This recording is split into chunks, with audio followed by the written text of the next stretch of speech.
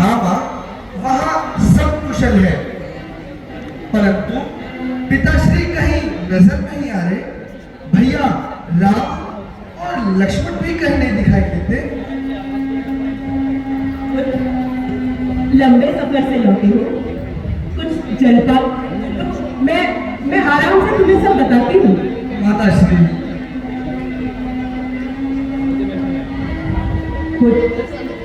सुनो, तुम लंबे सफर से लौटे हो, तुम्हें थकान होगी तो थोड़ा विश्राम कर लो, मैं तुम्हें सब बताती हूँ।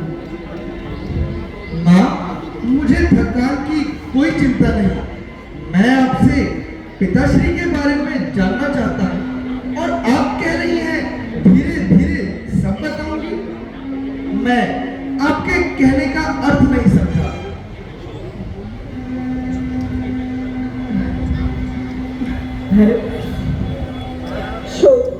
क्या हुआ माँ? वो तुम्हारे पिताश्री। क्या हुआ पिताश्री को माँ? तुम्हारे पिताश्री स्वर्ग से ठार गए हैं। नहीं,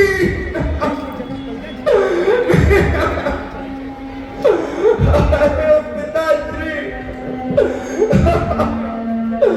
हमारी शत्रु है।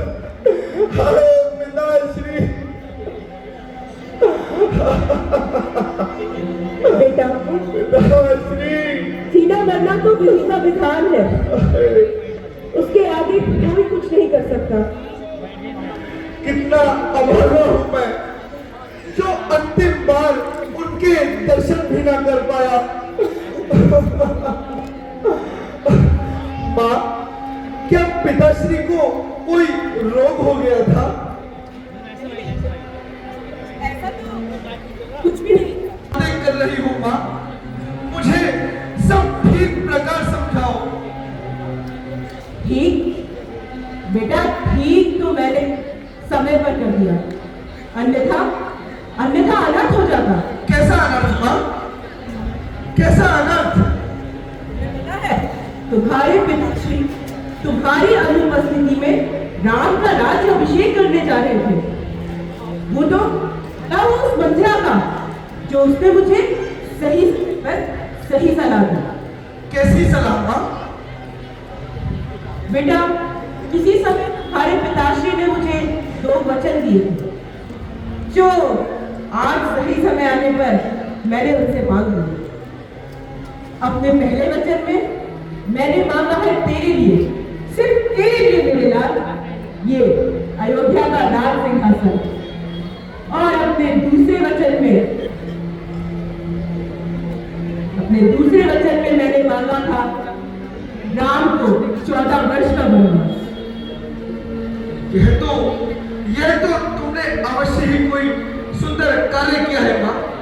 इसके लिए तो अवश्य तुम्हें कोई पारितोषिक मिलना चाहिए। हाँ, मैं जानती थी, मैं राज्य का असली अधिकारी तो तू ही है। अधिकारी? राज्य का अधिकारी? नहीं माँ, नहीं।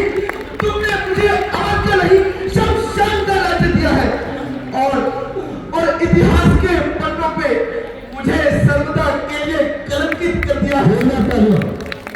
इतना सब कुछ पाने के बाद भी तुम्हारी लालसा समाप्त नहीं हुई, जो तुमने अपनी मां का सिंदूर तक मिटा डाला। अपने हट को पूरा करने के लिए खुद को विधवा तक बना डाला और इस भाई को शत्रु के नाम से कलंकित कर डाला।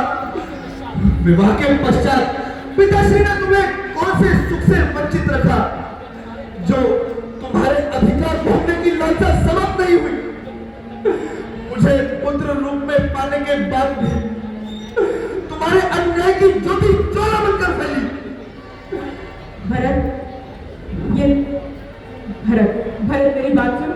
ये जीना मरना ये तो विधाता के हाथ में है। जीवन यदि किसी एक का न हो,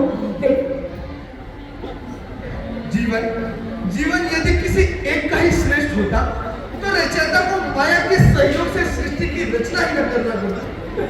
अरे जीवन तो माता कौशल्या और माता सुमित्रा भी जी रही है। उनकी अधिकार की ड्यूटी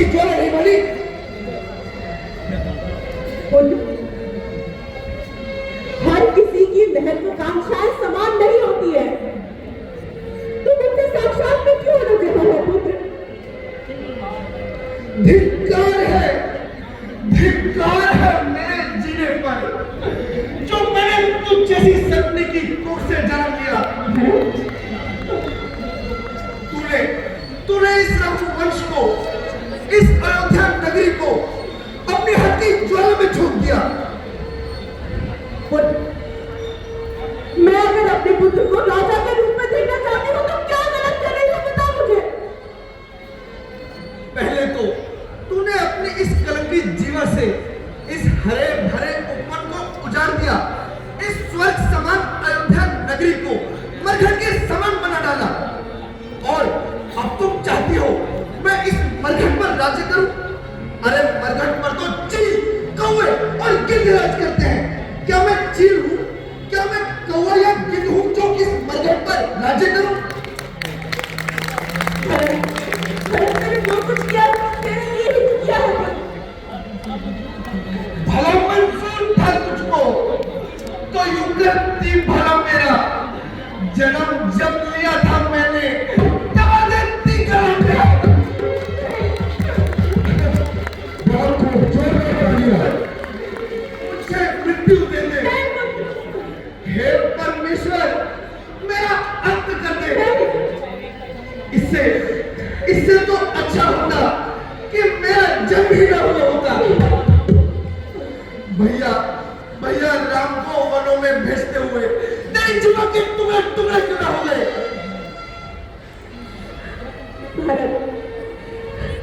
क्या कह रहा है? मैं तेरी माँ हूँ। तेरी माँ हूँ। नहीं, तुम मेरी माँ नहीं हो सकती। अरे तुम तो कलंक हो, कलंक। इस रघुवंश के माथे पर एक कलंक। जी चाहता है अपने इन्हीं हाथों से तेरे टुकड़े टुकड़े। कम से कम मेरे दूध की तो लाज रखी होती। वही दूध तो आज मुझे लजा रहा है। जो मुझे यह खबर होती तो दुनिया से ही चल देता। न पिता दूध तेरा, पिता तो लग देता। यदि समूचे ग्रह में मैं ये फरियाद करता और वो मुझे फल देता, बदल देता तेरी को या मुझको भी बदल देता। नहीं भरत, नहीं भरत, देख जो कुछ होना था तो हो गया ना। उसे लौटाया नहीं जा सकता। मन में धैर्य धारण कर और जनता के हित के लिए राज कर राज्य करूं? कदापि नहीं। बस हो चुका जो हो ना निधन। अब हमारे भाग्य में राम कैसे हो चला, अब राम के अनुनाद में। जोरदार तालियां कलाकारों को मुखर के लिए बजाते रहिए। बहुत ही सुंदर दृश्य है।